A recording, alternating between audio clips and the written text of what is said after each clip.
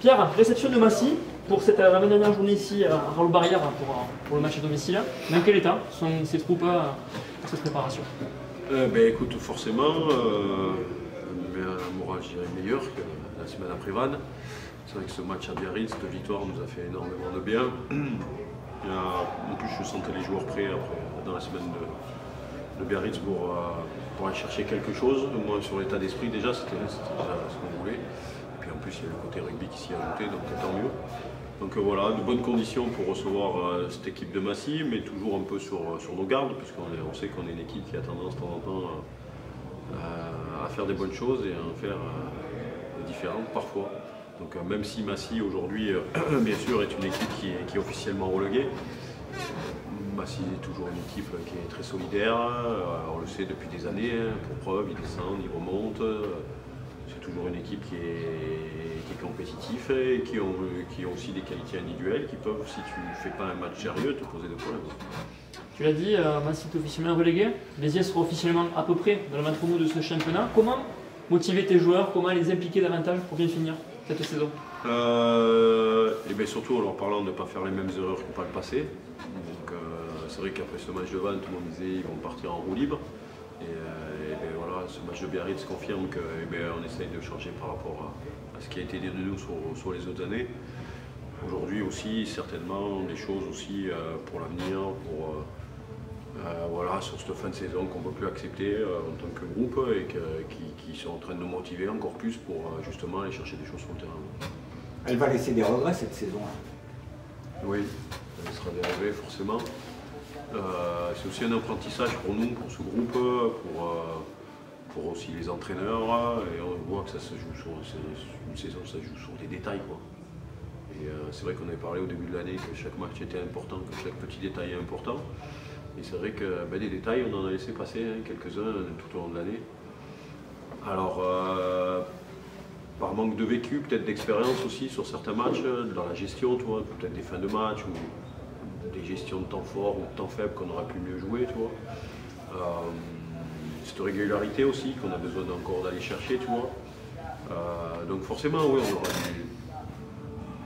des petits regrets, mais parfois on a besoin d'échouer plusieurs fois pour comprendre les choses et j'espère qu'à l'avenir, avec le travail qu'on fait, d'analyse, de discussion avec les joueurs, on arrivera à être l'équipe à grandir et que ces petits détails, ils tournent pour nous maintenant.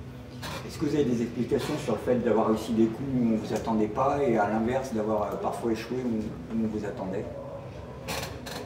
Ouais, c'est un manque de régularité. Alors comment l'expliquer? C'est vrai que tu regardes notre classement des matchs à la maison, c'est pas bon. Tu regardes notre classement des matchs à l'extérieur, cette année c'est l'année où on a le plus de fois gagné à l'extérieur.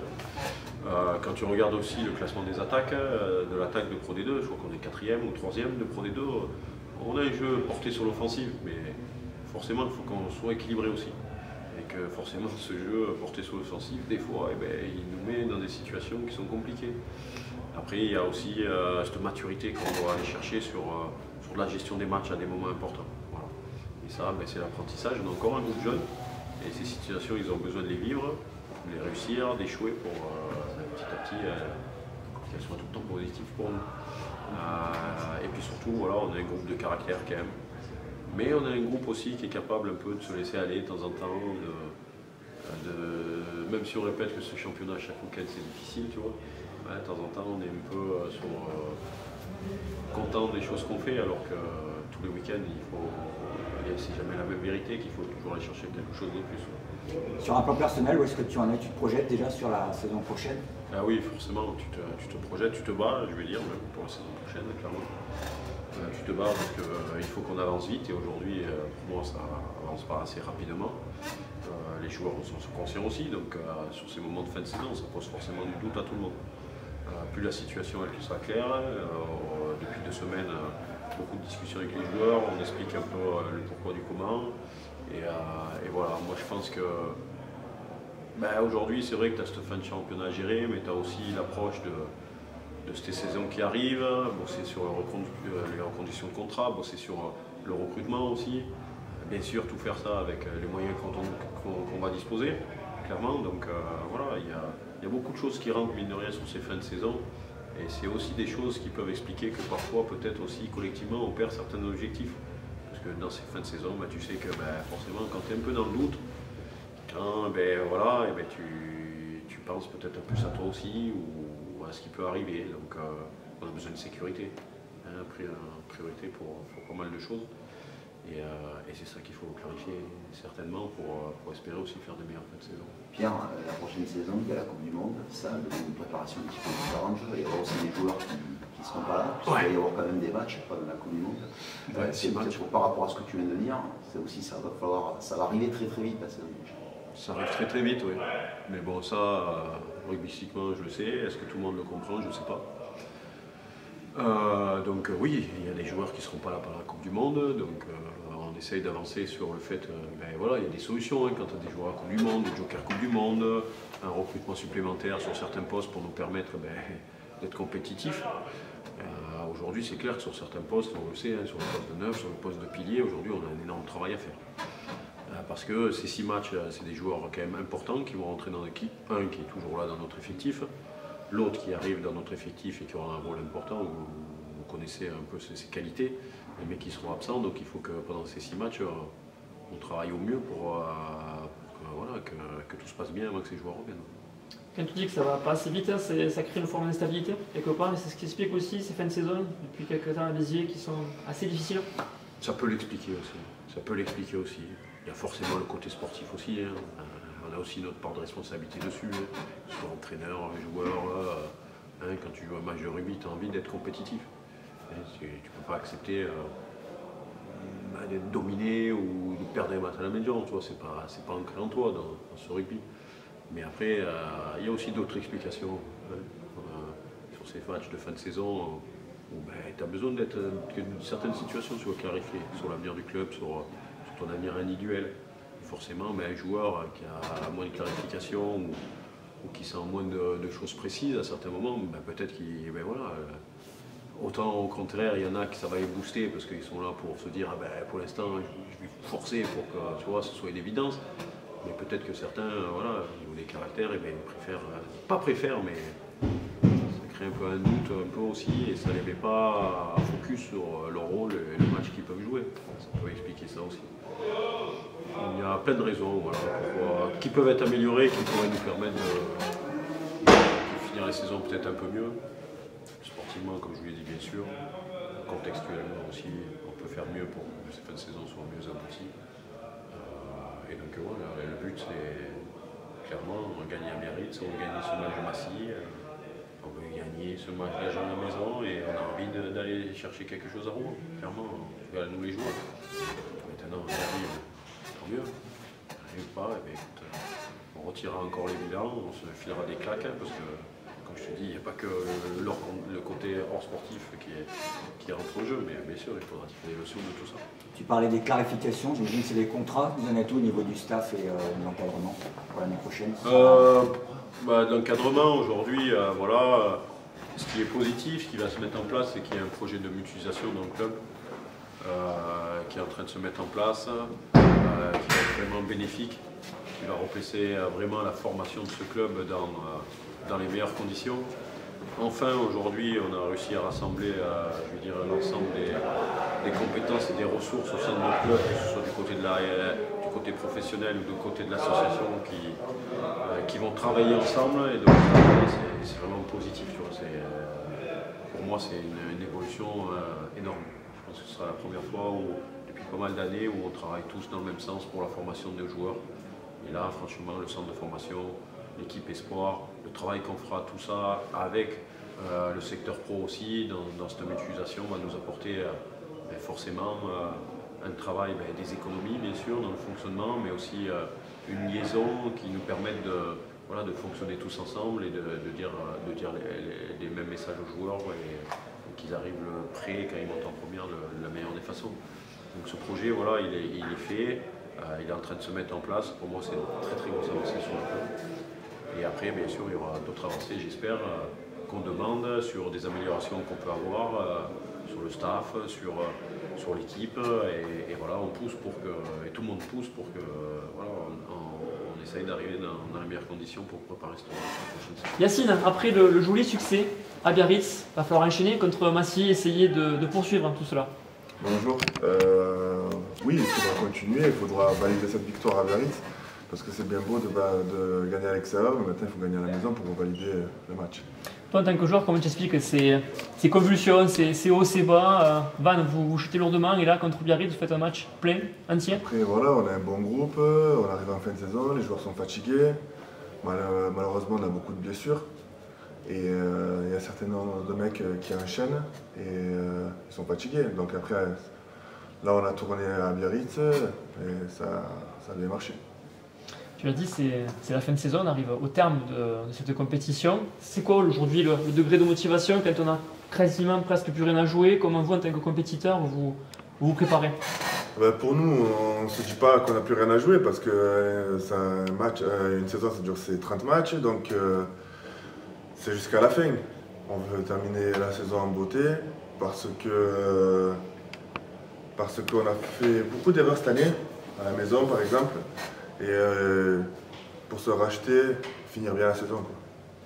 Tu l'as dit, il y a la fatigue, etc. Il y a aussi c'est la zone des fins de contrat, etc. On a envie de se montrer à son meilleur jour. Exactement, ouais. On est beaucoup à être en fin de contrat. Donc beaucoup de joueurs qui ont envie de jouer. Donc certes, oui, on est tous en fin de contrat, donc on donne la meilleure version de nous-mêmes et il n'y a pas de souci. Vous vous attendez à quoi face à Massy demain? Un gros match. Parce que même s'ils sont derniers, même s'ils n'ont plus rien à jouer, je veux dire, ils vont venir ici pour prendre du plaisir. Et toutes les petites équipes qui sont venues ici, ils ont fait des gros matchs, donc pas prendre à la légère du tout. Quel secteur ça devrait se jouer? Devant. Ouais, devant, à la conquête. Si on a une bonne conquête, derrière ça va le faire. On a confiance, mais devant, ça va se jouer devant. Vous avez envie de prendre le jeu à votre compte, quoi qu'il en soit. Exactement, c'est pas parce qu'on doit respecter Massy, donc on va jouer Massy comme si c'était une grosse équipe et on va s'envoyer. Yacine, toi qui es ici depuis de nombreuses années, il y a à domicile un 15e bilan qui est provisoire, qui peut être amélioré. Comment tu expliques cette année ces difficultés à domicile, justement? Excuse-moi, j'ai pas compris ta question. Je disais, on a le 15e bilan à domicile cette saison pour l'instant, qui est provisoire. Comment tu expliques ces difficultés alors que d'habitude c'était pas forcément le cas les saisons précédentes? Maintenant, on va dire que depuis le Covid, là, tout le monde gagne chez tout le monde. Il n'y a plus de matchs à domicile. Donc maintenant, on joue avec beaucoup plus de pression à la maison qu'à l'extérieur. Et ça se ressent, comme par exemple à Biarritz, on joue relâché, on va essayer de chercher quelque chose. Alors que peut-être à la maison, on joue avec énormément de pression. Mais après, nous, on est joueurs professionnels, donc la pression, c'est à nous de la gérer. Et après, les matchs à la maison, voilà, c'est le rugby. Hein. Genre, si l'équipe a plus envie que nous, c'est l'équipe qui a le plus envie qui gagne. Donc, je remets pas notre envie sur le terrain, loin de là. Mais des fois, c'est par manque de chance, ou des fois, c'est par manque de fatigue, par fatigue. Et voilà, après, voilà, c'est le rugby, ça arrive, des saisons comme ça où on perd souvent à la maison, mais aussi on a gagné pour pas mal de matchs à l'extérieur aussi. Donc, ça compense un peu. Mais on laisse des points à la maison, c'est qui est dommage. Parce qu'avec tous les matchs à l'extérieur qu'on a gagnés, on aurait pu faire quelque chose de plus beau. Victor, l'envie d'enchaîner, j'imagine après Biarritz c'est ce match complet et la réception de Massy pour vendredi. La victoire de Biarritz sera que validée contre Massy s'il y a une victoire au bout. Donc on va respecter cette équipe et pour la respecter, il faut continuer sur le même état d'esprit qu'on avait à Biarritz, en jouant, en prenant les pénalités, en respectant nos rôles sur le terrain. Et c'est comme ça que ça va se passer vendredi soir. Comment tu sens l'équipe, le groupe dans cette préparation? Tout le monde est bien focus sur cette fin de saison? Oui, bien sûr, on n'a pas envie de finir en roue libre ou en vacances, hein, comme j'ai pu lire dans la presse la semaine dernière.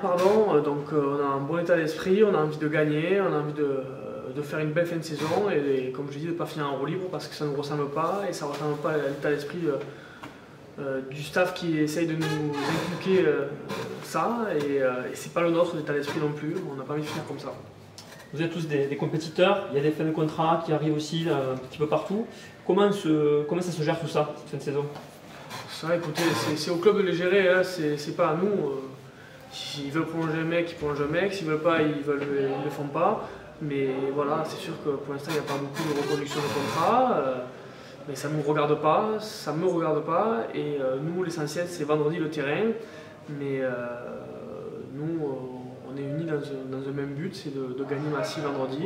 Et pour les prolongations de contrat, il y a une semaine de vacances derrière et on verra après. Comment tu t'attends à l'équipe de Massy qui joue plus rien finalement? Ils jouent plus rien, mais ils ont un super état d'esprit. C'est une équipe que voilà, ils font souvent la montée, la descente. Et il faut faire attention à ce genre d'équipe parce qu'ils vont jouer tous les ballons.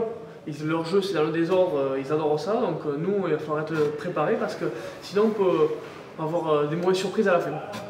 C'est donc un match forcément ouvert, c'est ce que tu apprécies, ce genre de rencontre?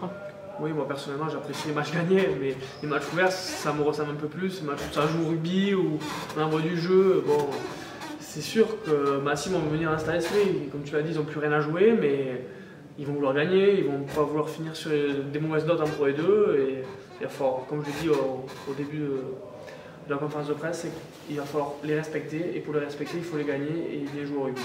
Tu parles souvent du collectif, mais est-ce que Victor Dreuil ne joue pas son meilleur rugby actuellement? Et Victor Dreuil, il prend du plaisir surtout. Et c'est ça, je prends du plaisir avec ce staff, je prends du plaisir avec ce groupe. Et ça se ressent sur le terrain, je pense, je suis en confiance. Et l'équipe me permet aussi de m'exprimer pleinement. Et oui, je prends énormément de plaisir. Et j'ai envie d'en donner à ce groupe aussi en faisant des bonnes performances comme ça s'est passé à Biarritz. Et j'ai envie de continuer comme ça. Il devrait y avoir ton meilleur ennemi demain, le vent. Ouais, je sais pas si. Je suis pas fan du vent, moi. Mais on est habitué ici, on n'a pas d'excuses à se trouver. Le vent, on s'entraîne tous les jours avec. Et on est dans une région qui est pleine de vent. Donc, ça, c'est pas une excuse. Il va falloir jouer avec le vent et puis contre le vent. Et il va falloir être très réfléchi et jouer stratégiquement. Il y a Adrien Latorre qui a annoncé sa retraite. Un mot sur ce garçon avec qui tu as pu échanger pendant de nombreuses saisons? Ça fait 4 ans que je le connais, Adrien, et c'est un super mec, c'est un super joueur. Et c'est surtout, je tiens à le dire, cette année il a eu un peu plus de mal, il n'a pas beaucoup joué, mais il a un super état d'esprit, c'est un super mec. Et franchement, c'est un mec qui fait pas de vagues, qui est toujours content, qui n'est jamais aigri. Et ça, dans un groupe, c'est un bonheur d'avoir une personne comme ça. Et c'est surtout que moi, pour ce genre de personnes, j'ai pas envie, comme Marco aussi, j'ai pas envie qu'ils aient une fin de saison morose, je dirais. Qu'est-ce que tu vas retenir de cette saison? Je vais retenir que on a eu des hauts et des bas, on n'est pas passé loin de certains matchs. Je me rappelle à Carca, à l'extérieur, Grenoble le premier match, ici contre Yona. Mais c'est une saison frustrante, je pense, parce qu'on a eu 2 matchs, Nevers-Grenoble ici, qui pouvaient nous permettre de rêver un peu plus et on les a ratés. Mais ouais, je vais retenir le mot de saison inachevée pour moi. Et après, il faut en tirer les bonnes leçons pour les années futures et que aussi on soit plus aidé, à part le club, que tout le monde tire dans le même sens.